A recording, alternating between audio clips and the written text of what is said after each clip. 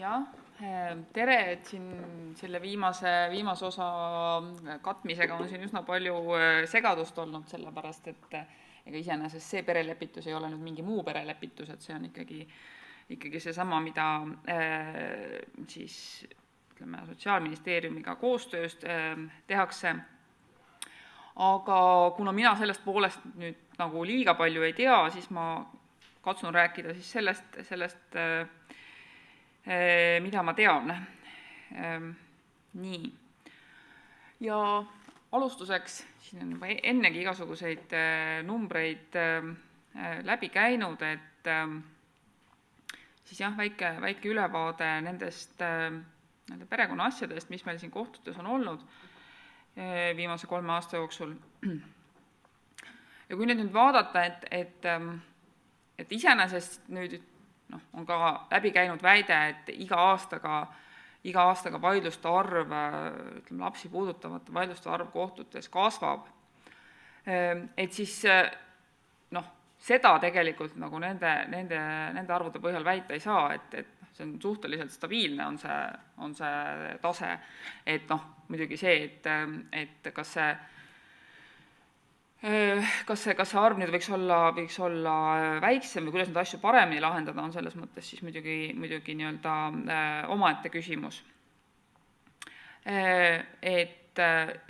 Ja kui siin nüüd üldse vaadata, et siis see teema lapsi puudutavate vaidluste lahendamine kohtutes on olnud siin, ütleme, viimastel kuudel saanud sellist palju tähelepanu, et siin, kes siis vaatas, siis eile tulevane justiitsminister Esimeses stuudios peamiselt rääkis ta küll karistusõigusest ja talle nagu tuttavatest teemadest, aga käis siis välja ka mõte, et lastega seotud vaidlusi peaksid kohtus lahendama rahvakohtunikud. Jah. Et kui selles mõttes, kui keegi tahab selle kohta midagi küsida, siis selle kohta ma ei oska küll midagi öelda. Ja mõni kuu tagasi siis Aktuaalses Kaameras ka justiitshalduspoliitika valdkonnaga tegelev asekantsler pakkus välja, et enne kohtusse pöördumist võiks olla kohustuslik notariaalne lepitusmenetlus. Et ka selle kohta ei oska ma midagi rohkemat öelda kui seda, et ühesõnaga, et leidub palju selliseid, et kui mingi teema, mis on populaarne, siis on sellel teemal ka palju mõtteid, mis ei tähenda, et need kõik siis ka kohe kiiresti realiseeruksid. Nii. Ma paar sõna siis ütleks ka selle lapse ülalpidamise osa kohta, sest tegelikult ka selles osas on siin ju päris palju toimunud ja ühesõnaga toimunud on palju, aga tulemusi on vähe. Nagu me teame, et endiselt kehtib meil säte, mis ütleb, et miinimumelatis on siis 270 eurot, mis siis ütleme jällegi paljude jaoks siis või mingi osa jaoks, kes siis nagu praeguste reeglite järgi peaksid seda maksma, on see siis liiga palju, mida näitab siis ka see täitetoimikute ja selle nii-öelda elatise võlanumber. See eelmisel aastal Justiitsministeeriumis saadeti välja siis nii-öelda miinimumelatise väljatöötamiskavatsus, perekonnaseaduse muudatused, milles siis nähti ette, et 250 euro asemel oleks 84 eurot ja elatiskalkulaator, see muidugi tekitas suure elevuse, siis ütleme niiviisi,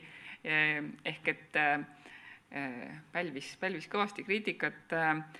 mistõttu ka minister leidis, et see siiski võib-olla ei ole nii hea mõte. Siis selle tulemusena leiti, et teeme siis mingisuguse, me ei oska ise siin nagu mingit sellist head lahendust välja pakkuda, et teeme uuringu, las siis ütleme, sotsiaalteadlased pakuvad siis välja, et mis selline mis see valem või peaks olema, et ilmselgelt ei saa see olla ka lihtsalt nii-öelda üks number, mis siis kõigile kehtib.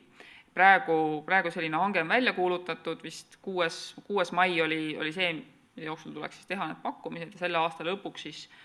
siis selle nii-öelda uuringu tulemus esitada. Selline on siis seis nii-öelda elatise rindel, pluss siis jah, need elatise võlglaste ahistamise kõik need võtted, millest kohtutäitur siin juba rääkis, et praegu on siis ka käimas Vabariigi Valitsuse tegevuskava koostamine ja ülevaatamisel siis lugesin sealt jälle, et elatise võlgnike survestamise vahendid ja mõtlesin, et ega ometi, et 3. kord teeme siis midagi, aga selgus, et see on siiski jätkuv tegevus, et ei tule esialgu veel eelnõu, ma ei tea, mida sealt siis muidugi enam teha annaks, et see siis ka kuidagi inimõiguste piiridesse jääks. Nii, ja siis see, mida on siis seni nimetatud suhtlus- ja hooldusõiguseks, selle osas siin jah, see on nüüd oluliselt Sotsiaalministeeriumiga koostöös toimuv tegevus, et kus siis iseenesest see lepitus, nii-öelda lepitusmenetluse koht, et ka see kohus suunab isikuid, on ka praegu sees seaduses, aga nagu siin ka kohtutäitur rääkis, see toimub praeguse loogika järgi nagu sellises etapis, kus sellest on juba nagu väga vähe kasu, et kus inimesed on juba nii-öelda lepitamatud, et ja eesmärk selle perelepituse eesmärk on selles mõttes ka mitte nii-öelda, et pooled ära lepiksid või et nad, ma ei tea, hakkasid jälle uuesti koos elama, nagu Ameerika filmides tavaliselt on nagu kõik on lõpus on õnnelik perekond koos, et see ei ole iseenesest ju perelepituse eesmärk, vaid lihtsalt see, et ütleme, tehagi selline nii-öelda vanemluskava, mis siis on mida pooled on siis ka valmis täitma. Ja iseenesest ei peaks siin olema nüüd nagu ka sellist valikut, et kas nüüd kohtuväliselt või kohtumenetluse ajal, aga kohtumenetluse ajal peaks see siis jah olema selle kohtumenetluse varasemas etapis, kus ehk ja siis ka olukorras, et kus vajadusel saaks kohus ikkagi ka nagu rakendada sunnimeetmeid, või ütleme, jällegi see kõlab selles kontekstis halvasti, on ju, et ütleme, juristide jaoks on see niisugune elementaarne kõneviis, aga ütleme siis korraldada õigussuhteid nii-öelda esialgselt, võib-olla kõlab siis natuke paremini. Et ja need väljakutsed, mis selles vallas on, olid siin ka juba nagu ära nimetatud, et selleks, et seda saaks niiviisi selles ikkagi nende esimese slaidi arvusid arvestades rakendada, siis esiteks peavad olema pädevad lepitajad, kes seda teenust siis pakuvad, et kes on selleks koolitatud, kes on nii-öelda ka kättesaadavad, ka ütleme väljaspool Tallinnat ja Tartut, ja siis on väga oluline küsimus muidugi ka selle teenuse rahastamine, sest on selge, et igasugune pädev ja haritud teenus, et see maksab, seal lepituses, sellega küll isiklikult väga palju kokku puutunud, aga niivõrd kui võib ette kujutada, siis ei piisa poolest tunnist, vaid see on ikkagi põhjalikum tegevus ja kui nüüd öelda, et see tuleb vanematel endil kinni maksta, siis see täies ulatuses, et see ilmselgelt on siis lisatakistus. Nii, et jah, see on siis see ühistöö, mille osas siis